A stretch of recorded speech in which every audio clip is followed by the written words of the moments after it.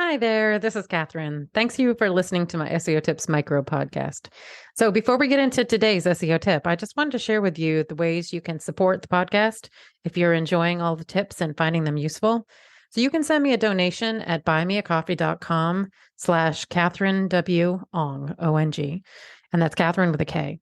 Any and all levels of donation are appreciated. It will help me offset the cost of producing the podcast. So, that's buymeacoffee.com/Katherinewong. I'd also encourage you to subscribe to our email list to make sure you're not missing any future episodes or any other news about the SEO Tips podcast. And to do that, you'd go to wostrategies.com/newsletter. Okay, on with today's tip. How do you diagnose and recover from a Google ranking drop? Well, you might not be able to. Hello, and thanks for listening to SEO Tips today. So let me get you some examples. I did a ranking drop analysis for Cancer.gov. It's a huge domain authority, and yet it still lost traffic and rankings. Well, the cause? It's always more than one factor. In this case, Google rolled out a symptom panel that took over half of the first page of Google and the entire top page on mobile. Are you recovering from the fact that Google is now providing your answer directly in Google search? Nope. Generally, when Google decides to provide answers directly in search for answers that you were originally providing, you're never going to get that traffic back. I've audited other clients where the intent for their target keyword changed, or the media provided changed. It used to be web links and now it's how-to videos. Possibly you're losing rankings because your competitors have upped their game, or maybe your industry is a your money or your life industry and Google's mostly whitelisted the domains that are being displayed.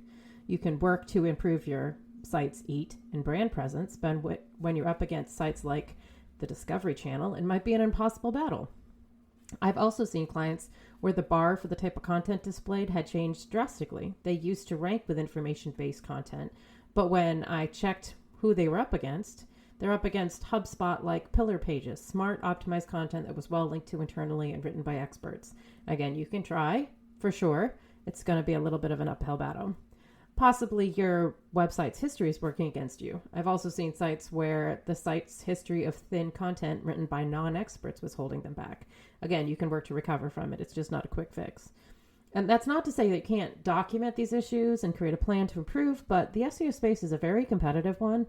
And if Google's not eating your lunch, your competitors might be. Yes, even for the federal sites that I work on. As John Mueller has been quoted in saying in a very recent Webmaster Q&A session, quote, just because a site was appearing well in search results for a number of years does not mean that it will continue to appear well in search results in the future. So that's your tip for today. When you're looking at ranking drop analysis, just be aware that sometimes it might not actually be recoverable. Thanks for listening. Come back tomorrow for another SEO tip.